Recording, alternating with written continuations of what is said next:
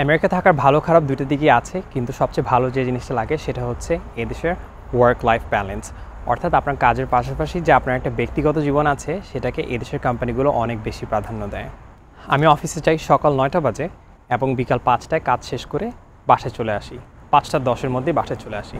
এবং শুধু আমার চাকরিটাই না, এখানকার বেশিরভাগ কর্পোরেট জবই এরকম 9 to 5 হয়। এই দেশের চাকরির সাথে যদি আমি বাংলাদেশের চাকরির তুলনা করি, তাহলে বাংলাদেশে আপনাকে এমনভাবে খাটাবে যেন আপনি একটা রোবট এবং আপনার কোনো পার্সোনাল লাইফ নেই।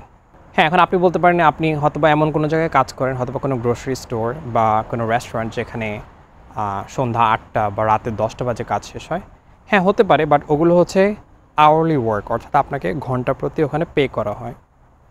এবং আমেরিকায় সাধারণত আপনার এক সপ্তাহে সবাই 40 ঘন্টা কাজ করে, আর 40 ঘন্টার বেশি যদি আপনাকে কাজ করানো হয় তাহলে আপনাকে ওভারটাইম পে করতে হয়, যেটা হচ্ছে আপনার নর্মাল ওয়েজের 1.5 গুণ বেশি। বাই দ্য ওয়ে, আমেরিকায় কিন্তু সামারে সন্ধ্যা হয় রাত 8টার পরে, অর্থাৎ আপনি সন্ধ্যা 7:30 পর্যন্তও দেখবেন যে আপনি এরকম দিনের আলো। এই ওয়ার্ক লাইফ ব্যালেন্সের কারণে আমি জীবনটা খুব ভালোভাবে উপভোগ করতে পারি। আমি বাসায় আসতে পারি এই দিনের আলোতে এবং ফ্যামিলির সাথে টাইম স্পেন্ড করতে পারি, ক্রিকেট খেলতে যেতে পারি মাঠে, মাঝে মাঝে জিমে যাই, মাঝে মাঝে সুইমিংয়ে যাই। ওভারঅল আমার লাইফটা এনজয় করতে পারি এবং আপনারাও এনজয় করতে পারবেন যদি আপনারা এরকম কোনো আমেরিকার মতো উন্নত কোনো দেশে যান যেখানে আপনার ওয়ার্ক লাইফ ব্যালেন্সকে ইম্পর্টেন্স দেওয়া হয়।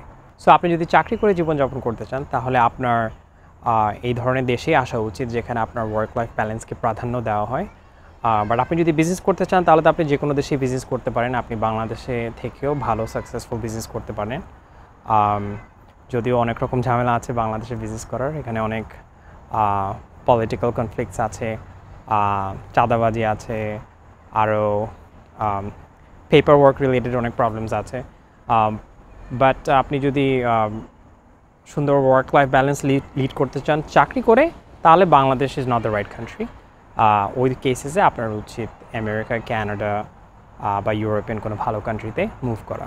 এই দেশে ভালো লাইফ লিড করতে হলে আপনাকে যে খুব বেশি মেধাবী হতে হবে এমন কোনো কথা নয়। আপনি যদি খুব পরিশ্রমী হয়ে থাকেন তাহলেও আপনি খুব সুন্দর একটা লাইফ লিড করতে পারবেন এখানে। বাট আপনি যদি খুব অলস হন, আপনার কাজের লোক দরকার, ড্রাইভার দরকার, তাহলে this is probably not the right country for you.